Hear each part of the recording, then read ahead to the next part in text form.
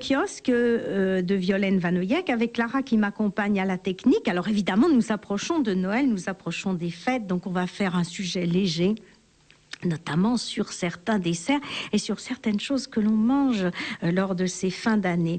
Alors, je vais commencer par quelque chose qui se retrouve de plus en plus et qui, avant, était très en vogue justement au moment du jour de l'an et au moment des fêtes de Noël, qui a un petit peu disparu, mais ça a tendance à revenir sous des formes charmantes. C'est les viennoiseries qui prennent des formes tout à fait originales maintenant et qui souvent sont considérées aussi comme des pas essentiellement pris au petit déjeuner, mais qui peuvent être mangés tout le long de la journée.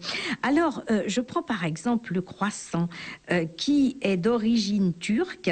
Alors, d'où vient ce terme de viennoiserie? Eh bien, on faisait d'abord des croissants d'origine turque dans les cuisines autrichiennes dès le XIIIe siècle.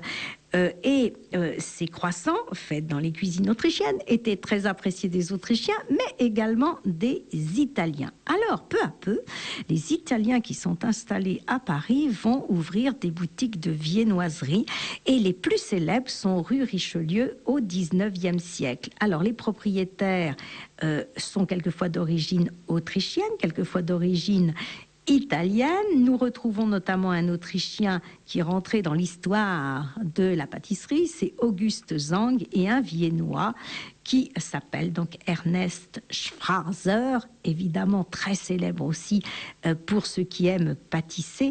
Et ces boulangeries, parce qu'on les appelle à l'époque des boulangeries, sont spécialisées dans les viennoiseries et elles connaissent un tel succès que cela va donner des idées à d'autres qui vont ouvrir des boutiques avec la même marchandise. Donc, comme leur nom l'indique, les viennoiseries sont organisées, sont faites, créées et organisées au départ par des artisans viennois qui eurent bien sûr des disciples et qui ont transmis leur savoir-faire à des élèves. Il existait à l'époque plusieurs catégories parmi ces artisans au XIXe siècle, ceux qui étaient spécialisés dans la production de croissants, ceux qui vendaient des biscottes ou leur équivalent. Et curieusement, au XXe siècle, donc, toutes ces viennoiseries sont réputées en France et se développent. Donc, on y trouve évidemment les baguettes viennoises, les brioches, les bugnes, les croissants, les chaussons aux pommes, les chouquettes, les pains au lait, les pains au raisin, etc. Je ne vais pas tout vous citer, mais l'origine est bien donc autrichienne, viennoise, avec une petite adaptation en Italie, mais véritablement, les boulangeries qui vendent des viennoiseries éclatent, on peut dire, explosent à Paris, rue de Richelieu, au XIXe siècle. Et puis, donc ces viennoiseries qu'on mange aujourd'hui en petit format avec toutes sortes de formes et qu'on mange aujourd'hui toute la journée vont bien sûr être présentes sur les tables de ces fêtes de fin d'année, sont présents également qui reviennent très à la mode, les nougats. Alors pourquoi? Parce que les nougats sont aujourd'hui colorés, on les met dans des décorations de plats, et puis on n'y met pas toujours la même chose à l'intérieur, on y trouve de tout. Alors est-ce que lui, le nougat, vient réellement de Montélimar? Il faut aller voir dans les textes anciens. Le nougat était appelé nougat. Il était fait à l'origine avec du miel, des amandes, des pistaches, de la farine, du blanc d'œuf et de l'aveline.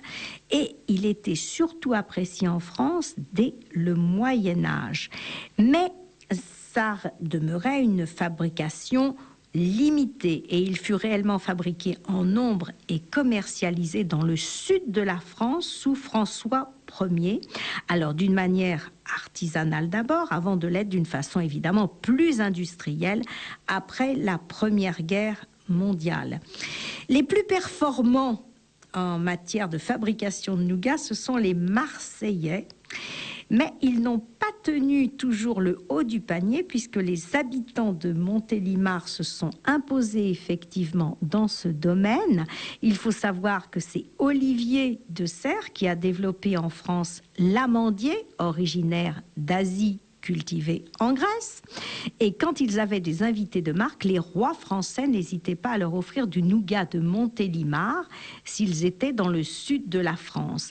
Donc, ce nougat a acquis ses lettres de noblesse dès le début du XVIIIe siècle et souvent grâce aux rois, car les rois commandaient parfois en cadeau pour leurs invités une 50aine de kilos de nougat. Donc, quasiment, le nougat était associé à la France. Est apparue bien sûr la nougatine, aussi plus raffinée, qui avait les faveurs de l'impératrice Eugénie. Et Eugénie a découvert la nougatine à Nevers en 1862, une douzaine d'années après sa création par un certain Louis-Jules Bourimaud, dont on a presque oublié le nom. En tous les cas, Eugénie a permis donc de faire découvrir la nougatine parce qu'elle l'a conseillé autour d'elle et ça a été donc un retour en force du nougat. Donc finalement, le nougat depuis le Moyen-Âge n'a cessé d'exister, d'être fabriqué à peu près de la même façon, sauf qu'aujourd'hui, effectivement, on multiplie les couleurs, on multiplie ce que l'on met à l'intérieur et cela permet aussi de faire des décorations de plats de plus en plus prisés.